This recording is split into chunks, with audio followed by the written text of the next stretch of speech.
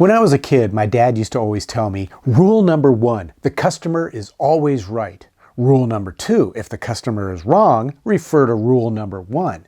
Well, obviously you can tell my dad was a salesman, and that was his philosophy for being a successful salesman. And I think in those days, that philosophy actually worked because you would have to do everything you could to try to make your customer happy. That's how you would grow your business. And I think to a certain extent that's still true today. However, as I talked about in a previous video, there can be situations where the customer isn't right and it can be very detrimental to your business. Now in that video, I was talking about how luthiers such as myself, small shop luthiers, are no longer accepting custom orders. And the reason for that is mainly because a lot of the requests we get are just getting crazier and crazier.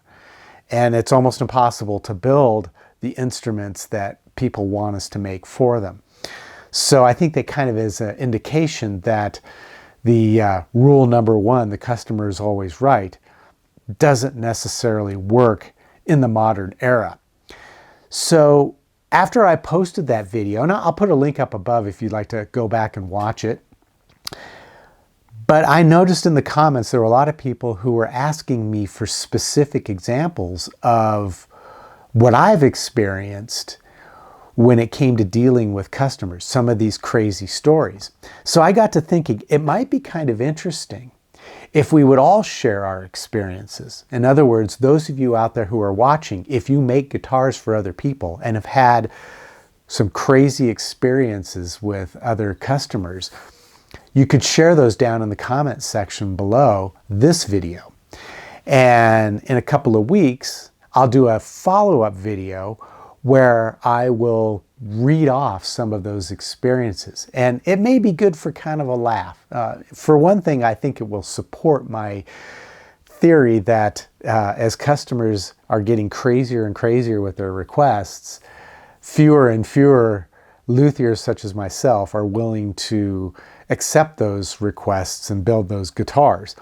So I'm going to encourage those of you who have some crazy stories to share to post those down in the comments section below, and I might feature those in a future video where I'll read off those comments. Now, to kind of get things started, I thought I would share a couple of experiences that I've had over the years building guitars, and these are a couple of the reasons why I decided to stop accepting custom orders.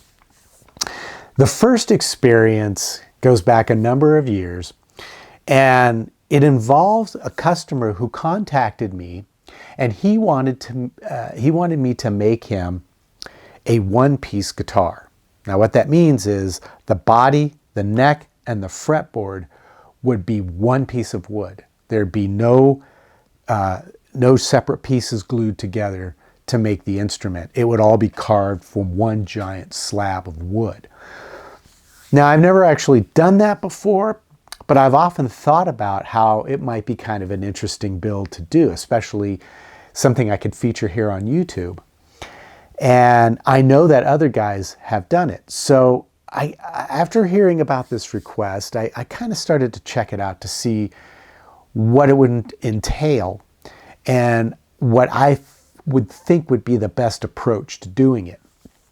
And really, I think the critical factor in making this would be wood selection, because the body, the neck, and the fretboard all require different kinds of wood in order to perform properly. So really what I need to do is find a specific species of wood that would work well for all three parts. So I started doing my research, and I immediately ruled out mahogany because mahogany requires, or a fretboard requires wood that is far more dense than mahogany. Mahogany is just not dense enough or hard enough to serve as a good platform for installing the frets in. And so that's not going to work. And I decided, okay, no mahogany. And then I decided that probably the best wood to use would be maple. I could make the body out of maple. The neck works great with maple, and maple certainly works well as a fretboard. So I thought that would be probably the ideal wood to use. So I told the customer, let's build this guitar out of maple. It's going to be a little bit heavy, but that's just the way it's going to be. There's really no other alternative. Well, he came back and he said, I don't want maple. I want Brazilian rosewood. Now, I know some of you watching this will know exactly the reason why I declined that project. It's because you simply can't find Brazilian rosewood in a size that's suitable for carving an entire guitar out of. For one thing, the thickness of the wood would have to be at least 2 inches to start with. And I could probably plane it down, but when you consider the thickness of the body as well as the height of the fretboard off the body, you're looking at about 2 inches. That's the first problem. Finding Brazilian rosewood and that thickness would be very difficult to do. Not impossible, but difficult. The other problem, though, is the overall width of the board in order to accommodate the entire body. Brazilian rosewood trees will grow wide enough to cut a board that wide, but in most cases when Brazilian rosewood trees are cut down and processed into lumber, they're cut into smaller pieces in order to maximize the profits that they're going to get from the tree that they cut down. So finding a board that wide is going to be next to impossible. Then, of course, there's the length. We're talking at least 42, 43 inches in length. And it is certainly possible to find a board that long, but it's going to take a lot of searching to find it. And when we start talking about boards that are 2 inches thick and at least 13 inches, 14 inches wide, and then 42, 43 inches in length, that's going to be extremely expensive. But the real kicker is the fact that you can't even buy Brazilian rosewood anymore. Hey guys, if you're enjoying this video, you can show your support by clicking the thumbs up button down below. It's free to do. You can also click the subscribe button, which is also free. And when you do that, you can click the bell for notifications. That way you'll never miss any future content.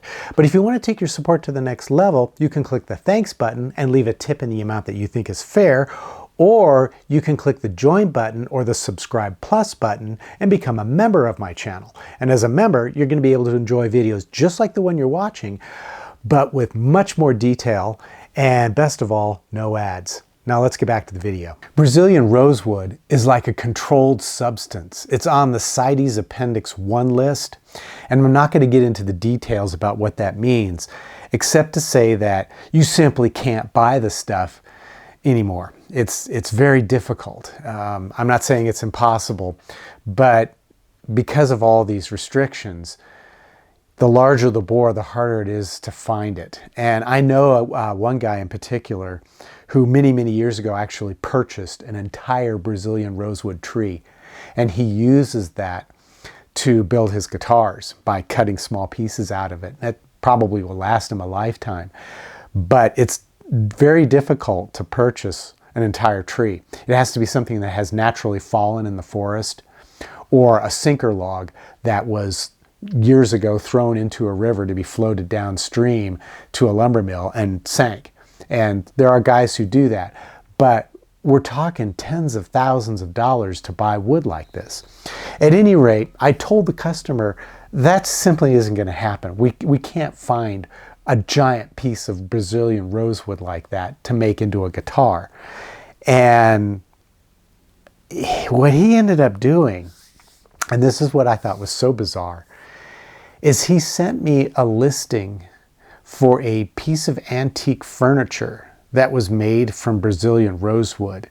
And it was a desk that had a top that was about, I think it was about almost 2 inches thick, but it was long enough and wide enough that it could be used to make a guitar body out of. But it was an antique, and they wanted, gosh, it was something like $20,000 or $30,000 for this desk. So he wanted to buy it and then have me tear it apart and make this guitar out of it. The whole thing was just sounding so bizarre. I didn't want any part of it. I saw too many red flags. What if I got this wood and it didn't live up to my standards for making a guitar? Or what if the value of the desk itself as an antique is worth more than what the guitar would be made? you know, I didn't like the whole idea of doing this. And it just made me feel really uncomfortable. And he had even offered to tear apart the desk and send me the wood, but I couldn't do this. So I declined the offer. And of course, he got pretty upset with me about it. There was a couple of nasty emails. And in the end, I just had to block him and move on. Now, another build that came up came from somebody that just didn't understand how guitars work at all. And I call it the Supreme Pizza build. And the reason is, when you make a Supreme Pizza, you put everything on it, everything that you've got, all the vegetables, all the meats, everything. That's why they call it a Supreme. Well, this guitar, the guy wanted every imaginable feature you could ever possibly come up with included on his guitar. And the guy was a fan of the Super Strat style guitars that are made by a company called Black Machine. Now, if you're familiar with Black Machine, you'll know that the bodies are really thin. And that's what this guy was really interested in. He wanted a Super Strat style guitar with a very thin body. I'm cool with that, no problem. I've done it before myself. But what he wanted was a Floyd Rose bridge, and he wanted it recessed into the body. Now think about it. Recessing a bridge, a tremolo bridge, that has a bridge block into a body that's really thin. We're talking 1 3/8 inches thick. What do you think is going to happen to that bridge block? Well, it's going to stick out the back of the guitar. And even if you use the shortest bridge block that's available, it's going to still stick out the back of the guitar. In fact, I kind of drew up a side view just to test my theory on this. And even with the shortest bridge block that's available, it's going to stick out the back of the guitar about 1/4 of an inch. So unless you play the guitar away from your body, that bridge block, every time you use the tremolo, is going to rub against your body. And if that happens, the springs are going to pop out of the bridge block. It's going to cause all kinds of problems. So I tried to explain this to the customer, and he didn't want to hear it. He didn't care. He wanted it built. And then if I didn't do it, he was going to find somebody else who would. So I told him, go for it. Knock yourself out. And then, of course, he went on to social media and trashed me for not accepting his project. And then I had to go on to try to defend myself. And eventually, after a while, I just gave up on it and moved on. But those are just 2 examples. I've got many, many other examples that I have experienced over the years. And those were the reasons why I decided to stop offering custom builds, because it just was getting crazier and crazier. And in fact, the crazy builds far outnumbered the normal builds.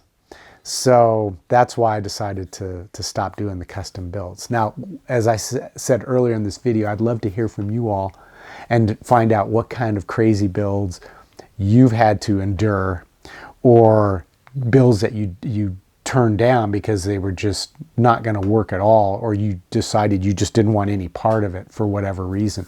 And then in a future video, I'm going to read some of those back, and should be kind of entertaining, to say the least. So if you've enjoyed this video, you know the drill. Click the thumbs up button.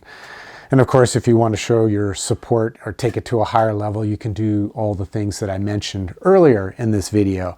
At any rate, until the next episode, as always, take care, stay safe, and I hope you'll be back for more of these guitar building videos.